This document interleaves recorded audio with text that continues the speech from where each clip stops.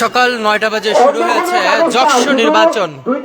সেখানে আমরা দেখতে পেয়েছি 8:30টায় ভোট গ্রহণের কথা থাকলেও কিছুটা বিলম্ব হয়ে শুরু হয়েছে ভোট গ্রহণ, এবং সেখানে প্রত্যেকটি জায়গায় আমরা দেখতে পাচ্ছি ভোটার উপস্থিতি বেলা বাড়ার সাথে সাথে বাড়ছে, এবং যারা ভোটার রয়েছে তারা প্রত্যেকে ভিতরে প্রবেশ করছে, এবং সেখানেই আমরা দেখতে পাচ্ছি কড়া নিরাপত্তা এবং তল্লাশি চলছে।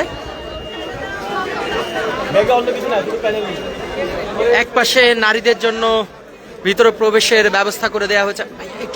শিক্ষার্থীরা, এই দক্ষিণ নির্বাচনে তোমরা সর্বোচ্চ শৃঙ্খলা বজায় 3বার পেছানোর পর অনুষ্ঠিত হচ্ছে যশোর নির্বাচন। যে নির্বাচনকে ঘিরে নানা আলোচনা সমালোচনা রয়েছে, সে অবশেষে আজকে সকাল 9টা থেকে শুরু হয়েছে যশোর নির্বাচনের ভোট গ্রহণ। সেখানে আমরা দেখতে পাচ্ছি নারী ভোটার যারা রয়েছে তারা ভিতরে প্রবেশ করছেন। ঠিক আমরা 1 নম্বর যে মূল ফটক রয়েছে সে ফটকের সামনে রয়েছে, সেখানে বাঁশ দিয়ে এমন ভাবে জায়গা তৈরি করে দেওয়া হয়েছে যে বাইরের কোনো লোক ভিতরে যাতে প্রবেশ করতে না পারে, বহিরাগতরা যাতে ভিতরে প্রবেশ করতে না পারে সেজন্য বিশেষ নিরাপত্তা রাখা হয়েছে। এবং পাশাপাশি আমরা দেখতে পাচ্ছি শৃঙ্খলা রাখার জন্য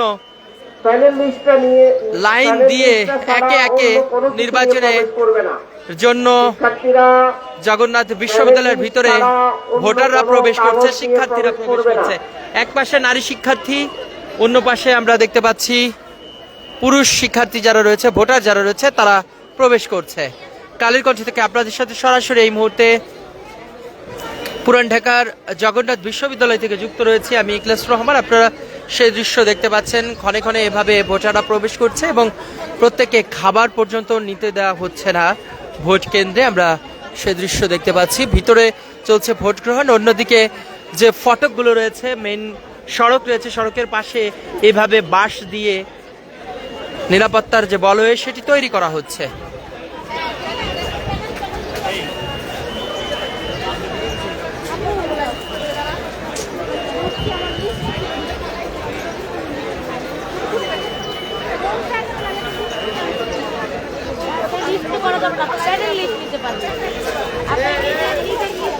প্যাডেল লিস্ট ছাড়া অন্য কোনো কাগজ বহন করা যাচ্ছে না, এবং প্রচারণার যে কাগজ সেগুলো যদি নেওয়া হয় প্যাডেল লিস্ট ব্যতীত, সেক্ষেত্রে এখানে চেকিং করে রেখে দেওয়া হচ্ছে। কড়া নিরাপত্তার মধ্য দিয়েই চলছে ভোট গ্রহণ। এরই মধ্যে আমরা দেখতে পাচ্ছি নির্বাচন কমিশনের বেঁধে দেওয়া যে নিয়ম, সেই নিয়ম অনুযায়ী তারা এখানে ভিতরে প্রবেশ করছে এবং শিক্ষার্থীরা অবস্থান গ্রহণ করছে। কালের কণ্ঠ থেকে আপনাদের সাথে সরাসরি যুক্ত রয়েছে জগন্নাথ বিশ্ববিদ্যালয় থেকে আমি ইখলাস রহমান। আপনারা নিশ্চয়ই জানেন যে 3বার যশোর নির্বাচন পিছিয়ে এবার অনুষ্ঠিত হচ্ছে নির্বাচন।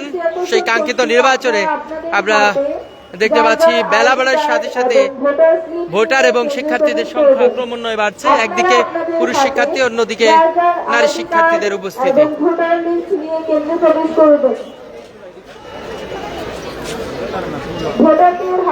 আইডি কার্ড ছাড়া ভিতরে প্রবেশ করতে দেওয়া হচ্ছে না, এবং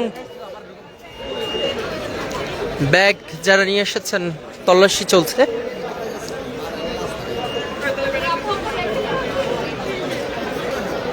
ভোটারদের দৃষ্টি আকর্ষণ করছি, আপনারা আপনাদের আইডি কার্ড এবং ভোটার স্লিপ। বাইরে অসংখ্য মানুষ আমরা দেখতে পাচ্ছি যারা সামনে দাঁড়িয়ে আছে। আইন শৃঙ্খলা রক্ষাকারী বাহিনীর 3 স্তরের কড়া নিরাপত্তা আমরা দেখতে পেয়েছি, যেখানে বাংলাদেশ আইন শৃঙ্খলা রক্ষাকারী বাহিনীর পুলিশ, বিজিবি, সেনাবাহিনী তারা উপস্থিত রয়েছে। কোনো ধরনের বিশৃঙ্খলা যাতে সৃষ্টি না হয় নির্বাচনকে কেন্দ্র করে, সেজন্যই আমরা এখানে এই নিরাপত্তার বেষ্টনী দেখতে পাচ্ছি।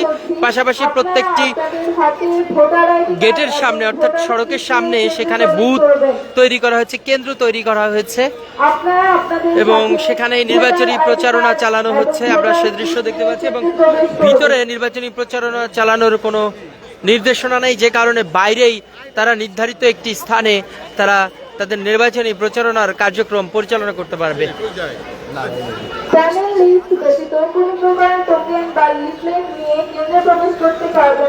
কেন্দ্রের ভিতরে যারা রয়েছে সেখানে আমি আপনাদের নিয়ে যাচ্ছি এবং সেখানে দৃশ্য আপনাদের দেখাবো। এবং আপনারা নিশ্চয়ই জানেন যে 3বার এই নির্বাচন পিছিয়ে সর্বশেষ আজকে নির্বাচন অনুষ্ঠিত হচ্ছে। আমি যদি একটু কেন্দ্রের তালিকা বলতে চাই, এখানে মোট কেন্দ্র রয়েছে 39টি এবং 39টি কেন্দ্রেই ভোট গ্রহণ হবে। সেখানেই নির্বাচনী প্রচারণার জন্য আমরা দেখতে পাচ্ছি যারা প্রার্থী রয়েছে তারা এভাবে কুশল বিনিময় করছে। ঠিক সড়কে প্রবেশের যে ফটক রয়েছে সেই ফটক দিয়ে প্রবেশ করে ভিতরে একে একে নির্বাচনে ভোট গ্রহণের জন্য প্রবেশ করছে। অনেকে সেলফি তুলছেন, অনেকে স্মরণীয় করে রাখছেন আজকের দিনটিকে। আমরা সে দৃশ্য দেখতে পাচ্ছি। ঠিক এখানেই সকাল 9টা বাজে ভোট গ্রহণ শুরু হয়েছে। ভোট গ্রহণ শেষে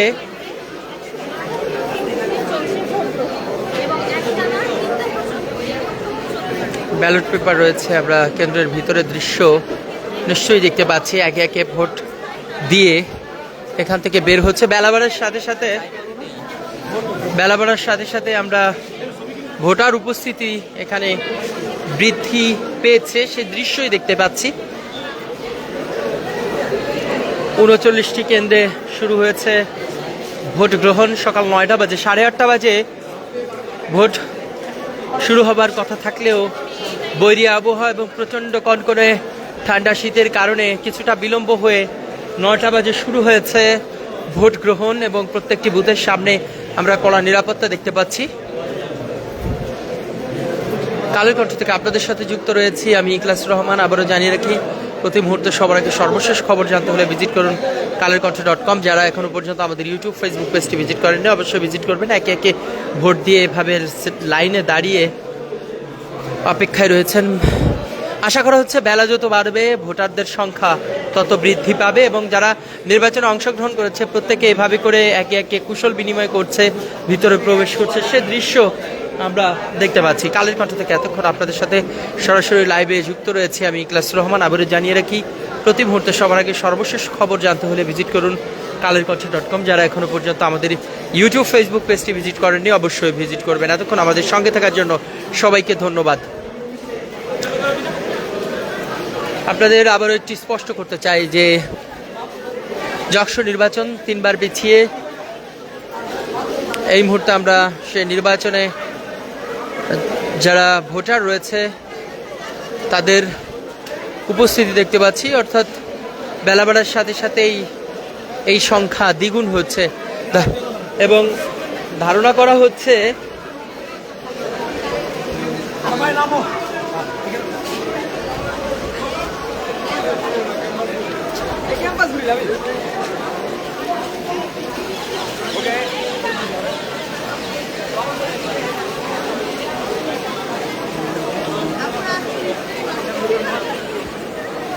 কালের কণ্ঠ থেকে আপনাদের সাথে সরাসরি যুক্ত রয়েছে আমি ইখলাস রহমান। আবার জানিয়ে রাখি, প্রতি মুহূর্তে সবার আগে সর্বশেষ খবর জানতে হলে ভিজিট করুন kalerkonth.com। যারা এখনো পর্যন্ত আমাদের ইউটিউব ফেসবুক পেজটি ভিজিট করেনি এতক্ষণ অবশ্যই ভিজিট করবেন এবং আপনারা নিশ্চয়ই দেখতে পাচ্ছেন বেলা বাড়ার সাথে সাথে ভোটারদের উপস্থিতি এবং পাশে মনিটর দেখতে পাচ্ছি। এই মনিটরে মূলত লাগানো হয়েছে ভোট কেন্দ্রে ভোট গণনার সময় যাতে কোনো ধরনের কারচুপি না হয় এবং সরাসরি এই ভোট গণনার কার্যক্রম এই মনিটরে দেখানো হবে। মনিটর শুধু সব ভিতরে নয়, আমরা বাইরেও বেশ কয়েকটি মনিটর দেখতে পেয়েছি।